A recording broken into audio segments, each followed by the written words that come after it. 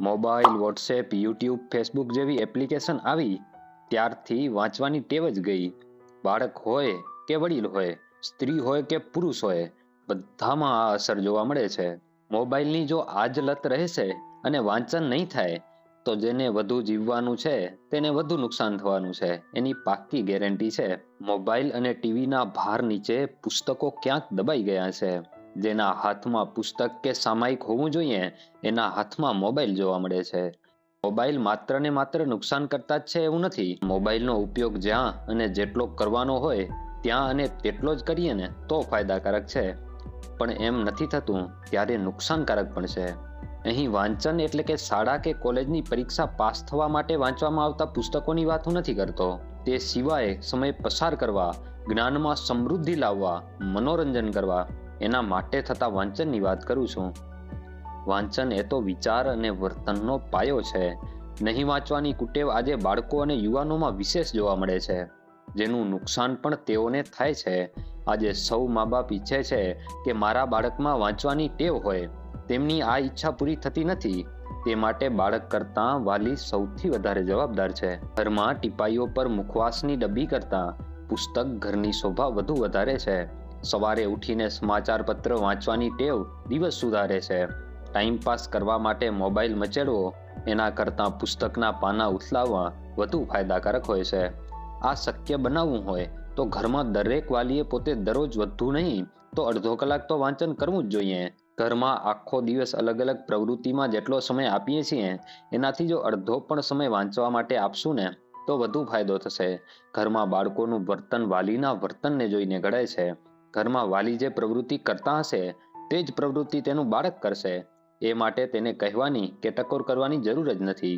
ટીવીમાં સિરિયલ જોતી મમ્મી બાળકને વાંચવાનું કહેશે તો બાળક વાંચવા નહીં બેસે. મોબાઈલમાં બીજી રહેતા પપ્પા પોતાના સંતાનને વાંચવા બેસવાનું કહેશે તો સંતાન બેસે ખરું?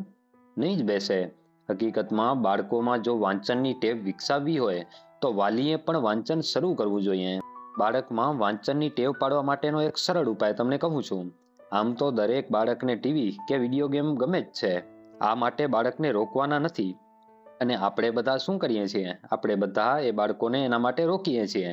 પરંતુ આ માટે બાળકોને રોકવાના નથી, પણ અહીં બાળકો સામે એક શરત મૂકવાની છે કે બાળક જેટલું ટીવી જુએ કે વિડીયો ગેમ રમે એનો અડધો સમય, માત્ર અડધો સમય વાંચવા બેસવું પડશે. અહીં બાળક શરતનો અમલ કરે કે ના કરે બંને રીતે ફાયદો થશે જ.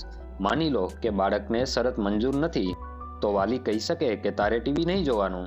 અમે તને ટીવી જોવાની ના નથી પાડતા. તું ટીવી જો અને જેટલું જુએ એનો અડધો સમય તું વાંચવા બેસ. જો બાળકને શરત મંજૂર નહીં હોય તો તેનું ટીવી જોવાનું કે વિડીયો ગેમ રમવાનું પણ બંધ થઈ જશે. માની લઈએ કે બાળકને શરત મંજૂર છે, એને જેટલું ટીવી જોવું છે એટલું જોવા દો. અડધો સમય તો એ વાંચવા બેસવાનો જ છે ને. આ પણ ફાયદામાં જ છે. વધુ ટીવી તો વધુ વાંચન, ઓછું વાંચન તો ઓછું ટીવી, બંને બાજુ ફાયદો જ છે. અહીં ખાસ એ ધ્યાનમાં રાખવાનું છે કે વાંચન એટલે પાઠ્યપુસ્તક નહીં પણ ઇતર કે વિશેષ વાંચનની વાત થાય છે. જેમ ટીવી કે વિડીયો ગેમ અભ્યાસ સિવાયના છે એમ પુસ્તકો પણ અભ્યાસ સિવાયના હોવા જોઈએ ને. આ માટે બાળકની ઉંમર અને રસ પ્રમાણેના પુસ્તકો ઘરમાં વાલીએ વસાવવા જોઈએ અથવા તો કોર્પોરેશન કે શાળા કોલેજોની લાઇબ્રેરીમાંથી લઈ આવવા જોઈએ. બાળકોને રસ મુજબ પુસ્તકોની પસંદગી મળી રહે એ ધ્યાન વાલીએ રાખવું જોઈએ.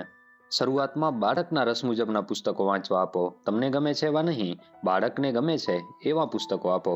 કેટલાક મહિના પછી વાંચવાની ટેવ પડશે ત્યારબાદ એના વ્યક્તિત્વના વિકાસ માટેના કે મૂલ્યવર્ધક પુસ્તકો આપી શકાય. શરૂઆતમાં બાળકને પુસ્તકો કે વાંચનના વિષય નક્કી કરવા દો. ટેવ પડે પછી તમે કે શિક્ષક દ્વારા નક્કી કરો. અહીં દરરોજ નહીં તો અઠવાડિયામાં 2-4 વાર બાળકની સાથે વાંચન કરો. ઘરમાં સાથે જમવા બેસીએ છીએ, સાથે ટીવી ફિલ્મ જોઈએ છીએ, તેમ અડધો કલાક માટે સાથે વાંચન કરવામાં પણ બેસી શકાય. આ બાબત બાળકોને વધુ સ્પર્શ કરશે. સાથે એક નવી પ્રવૃત્તિ પણ કરી શકાય કે બાળકનો જ્યારે જન્મદિવસ હોય ત્યારે બાળકના જન્મદિવસ નિમિત્તે તેના નામથી કોઈ એક સામાયિકનું લવાજમ બાંધી દો.